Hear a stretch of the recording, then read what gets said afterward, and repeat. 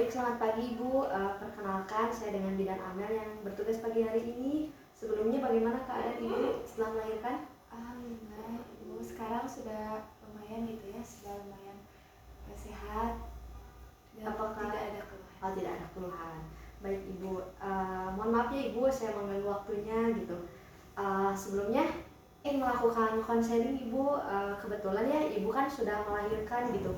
Dan melahirkannya juga belum 48 jam Ibu ya, baru sehari gitu atau 24 jam. Jadi saya akan melakukan konseling Ibu. Konseling yang akan saya berikan yaitu mengenai proses pemasangan KB. Sebelumnya apakah Ibu ingin punya anak lagi? Enggak, Bu Bidan, enggak mau lagi gitu, pengen udah aja gitu 3. Untuk anaknya Ibu sekarang sudah berapa? Ini anak ketiga saya, Ibu. Oh, sudah anak ketiga ya, gitu. Kemudian Ibu mengetahui nggak kapan Ibu bisa hamil kembali setelah melahirkan? Setahu saya sih, Bu Bidan, kalau misalnya saya udah menstruasi, saya itu bakal subur lagi gitu. Apa bener gitu, Bu Bidan? Oh, begitu ya Ibu. Mungkin tanggapan Ibu itu akan saya koreksi sedikit Ibu. Kesuburan itu tidak hanya bisa dilihat dengan hasil menstruasi ya Ibu atau setelah menstruasi, namun Ibu juga mempunyai resiko gitu, resiko bisa hamil kembali tetapi setelah terjadinya ovulasi. Jadi Ibu beranggapan tadi setelah menstruasi bisa subur, namun sebelum menstruasi juga Ibu ada peluang gitu bisa hamil kembali dan setelah ovulasi gitu Ibu. Oh gitu ya, Bu Bidan. Iya. Jadi meskipun saya belum menstruasi, saya itu memiliki resiko gitu. Iya, begitu Ibu. Kemudian, apakah Ibu akan berencana untuk menyusui secara eksklusif? Iya, Bu Bidan. Oh, bagus ya Ibu. Jadi saya sekarang akan memakai kartu konseling ya Ibu. Kartu konseling ini saya gunakan untuk memberikan konseling kepada Ibu sekarang. Jadi Ibu berencana tadi untuk melakukan ASI eksklusif ya? Iya. Iya, baik. Sebelumnya apakah Ibu sudah menggunakan alat kontrasepsi Ibu? Alat kontrasepsi lain? Sudah, Bu Bidan. Kebetulan kemarin sebelum hamil itu saya tuh menggunakan kontrasepsi pil dan juga suntik gitu. Yang pertama pil, tapi karena saya sering lupa jadi saya pindah ke suntik. Oh, baik ya Ibu. Jadi sudah menggunakan kontrasepsi suntik dan pil ya Ibu, namun sering lupa. Jadi Ibu untuk kontrasepsi suntik dan pilnya saya sisihkan dulu ya Ibu.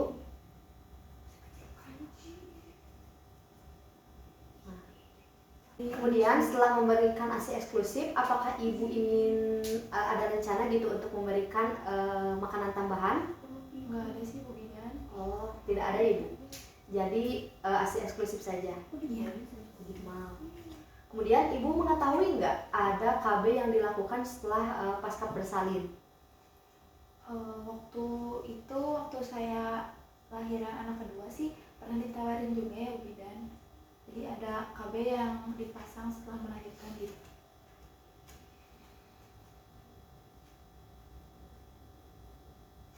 Baik ya Ibu, benar tadi Ibu memberi tanggapan bahwa ada gitu KB pasca bersalin.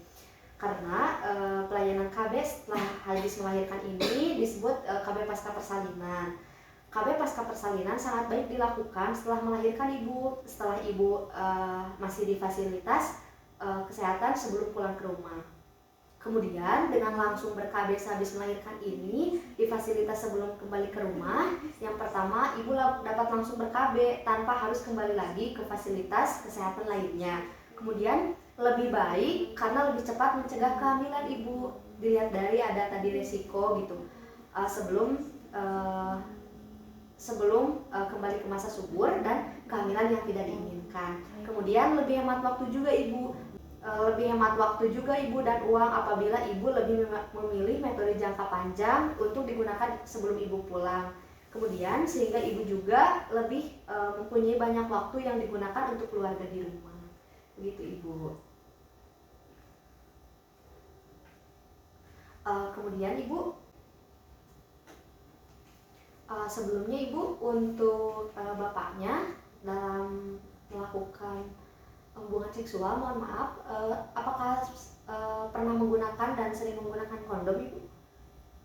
Jarang sih bidan. Oh, jadi jarang itu. Nyaman ya Ibu. Baik, untuk alat kontrasepsi kondom mungkin saya akan sisihkan. Ibu, di sini saya tersisa kartu ya Ibu. Ini ada yang pertama metode amila laktasi dengan pemberian ASI eksklusif kepada bayi. Kemudian ada vasektomi, ada implan, ada tubektomi, dan ada AKDR. Kebetulan Ibu untuk tubektomi ini dilakukannya kepada bapak Ibu atau kepada suami, kepada laki-laki. Kemudian dikarenakan bapak tidak hadir di sini, mungkin tubektomi akan saya sisihkan.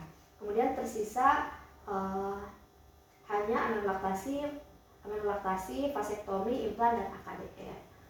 Mungkin mungkin Ibu ada sedikit tertarik itu untuk kita membahas apa sekarang? Lebih tertarik ke IUD sih bidan, karena kalau misalnya menyusui takutnya gitu bidan nggak efektif dan kejadian lagi kehamilan yang nggak diinginkan. Baik, karena Ibu tadi sudah memilih AKDR, sabar, memilih AKDR, mungkin metode amilolaktasi ini akan saya sisihkan Ibu. Vasektomi juga akan saya sisihkan, dan AKDR dan implan juga akan saya sisihkan. Tadi Ibu tertarik mengenai AKDR ya Ibu. Untuk AKDR ini adalah singkatan dari alat kontrasepsi di dalam rahim. AKDR ini mengandung tembaga Ibu. Mengandung tembaga kan? AKDR ini mengandung tembaga gitu. Kemudian keefektivitasannya juga 99,4%. Kemudian dapat diketahui bahwa efektivitas AKDR ini sangat efektif gitu Ibu.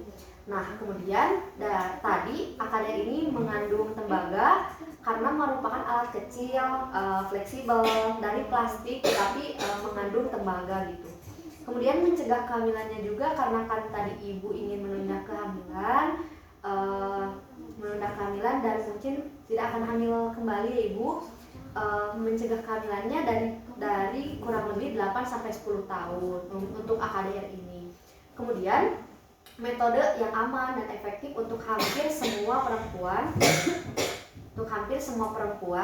dan tidak mengandung hormon dan dapat digunakan oleh ibu menyusui. Kebetulan Ibu tadi ingin memberikan ASI secara eksklusif ya kepada dedemu, kepada bayinya. Jadi ini aman gitu Ibu untuk ibu yang sedang menyusui. Kemudian dapat digunakan segera setelah melahirkan sebelum pulang dan tidak dianjurkan pemasangan setelah melahirkan lebih dari 48 jam Ibu. Kebetulan Ibu sudah sebelum melahirkan lebih dari 48 jam.